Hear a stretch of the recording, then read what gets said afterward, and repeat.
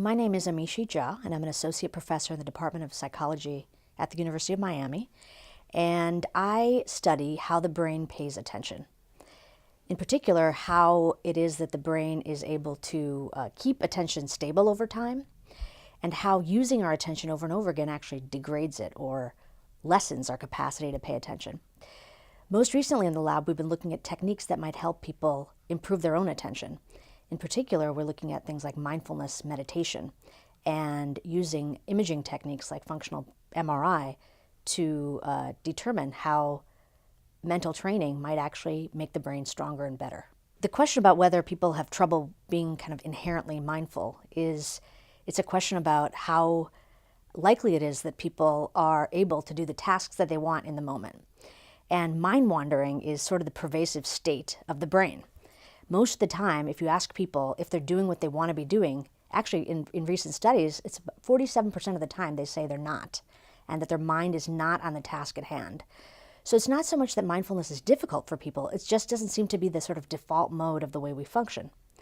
So if we can actually get people to get a little bit of training and help in actively trying to get their mind where they want it to be, it could be beneficial.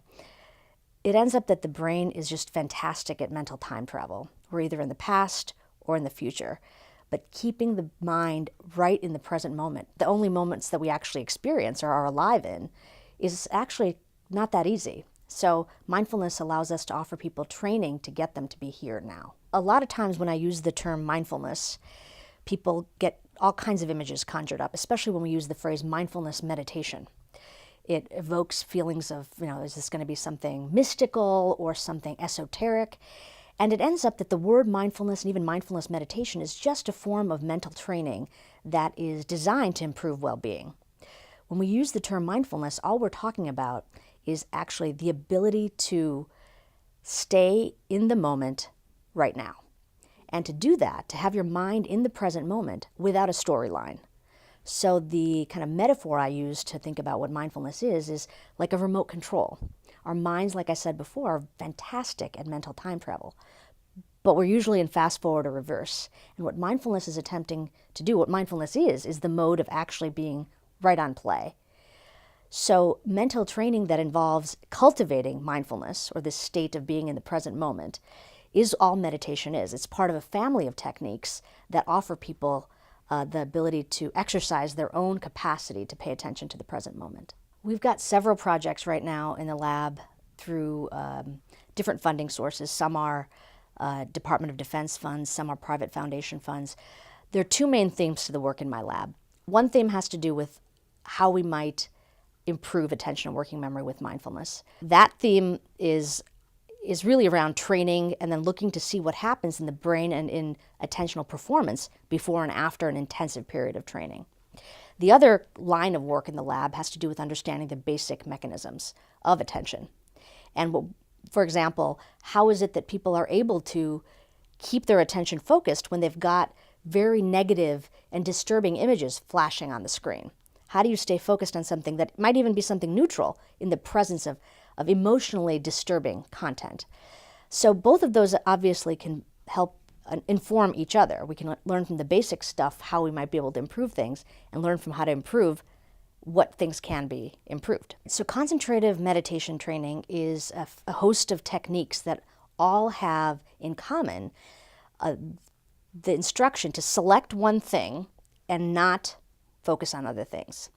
So like I mentioned earlier, the breath focus would be a good example of concentrative training, where you're just told to or instructed to focus on a particular sensation of breathing. And if anything, other thoughts, feelings, sensations, emotions come up, focusing on those is not part of your job. Just gently return your attention back. And you can do this as mindfulness of breathing or mindfulness of walking. In that case, you're not focusing on your breath, you're focusing on the sensations of moving your feet as you're walking. When we were working with our soldiers and Marines, we actually gave instructions like mindfulness of driving or mindfulness of weapon. So it's the idea of just actually experiencing what you're doing in the moment. And at the exception of getting distracted by other things that might come up. And kind of The opposite of concentrative meditation, or kind of the other end of the extreme, would be something called receptive meditation techniques. And these are instructions that don't tell you to select on anything particular, but actually instruct you to keep your mind sort of like a vast open sky, so that you can have thoughts, feelings, sensations move through that sky, but you're not grasping onto them or looking at them with any detail. You're just allowing them to occur and then pass. Because the tools in my toolbox of being an attention researcher are things that measure attention, that's kind of the window I had onto looking to see what mindfulness would do to performance. And it ends up that a close cousin of attention is something called working memory capacity. Working memory capacity is the ability to maintain and manipulate information over very short intervals. So, for example, even as I'm speaking right now, you're hearing each word, but your working memory is allowing you to get that meaning and hold it over time to put together a sentence and comprehend it. So it's critical for everything that we do, from listening and comprehending, to reading, to calculating your tip when you're at a restaurant, or even taking a drink order if you're hosting a party. We use it for everything. And it ends up that this capacity, this working memory capacity, is tied to a lot of important things. Things like general fluid intelligence, things like academic achievement. And when people have low working memory capacity, they're actually at risk for a whole host of psychological disorders. So anxiety, depression, there's a higher likelihood of PTSD. And it ends up that low working memory capacity puts you at risk for very impulsive behavior.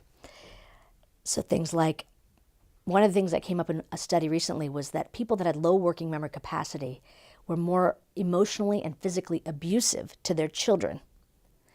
And so that, again, was one of these real-world contexts in which this capacity matters. It's important for all these regular things that we do, but if you can't hold your mental control to maintain and manipulate information so that what you're doing is in line with your goals, it's not going to be good news. So we wanted to see if we might be able to improve working memory capacity in people that the stage was set that they're going to be depleted in their capacity. It's a high-stress situation. They're using their working memory for a long period of time because they're preparing for a big task ahead. In this case, it was Marines that were preparing for deployment. And if they're depleted in their capacity, they're more likely to make impulsive choices that could further add to the problem, that could add to the stress, that could add to the anxiety. So that was the question. Can we improve working memory capacity? And the thing that really struck us was that when we looked at people, Marines, that didn't get any training at all, and we just tested them twice within a 2-month interval, around 6 or 7 months before they were deployed. So, 8 months before and then 6 months before they were deployed. In that 2-month interval, we saw that their working memory capacity was actually declining to the level that we'd almost say is putting them at risk for this kind of impulsive behavior. So we wanted to see, could we reduce the rate of decline if we offered them mindfulness training? And what we found was that actually we could.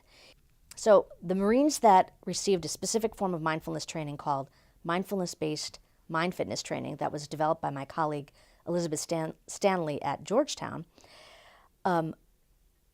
allowed mindfulness to be introduced in a way that perfectly worked with the Marine mindset. They were trained in techniques that would help them with their actual job.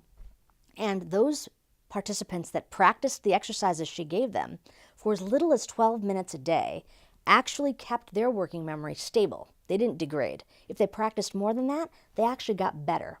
Whereas people that didn't practice at all or practiced very little declined.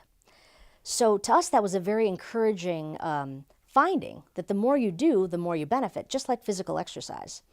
And that was the thing that I was most struck by, is that the brain is not much different than the body. If you exercise and engage in practices that help you build skills, you will see the brain functioning better.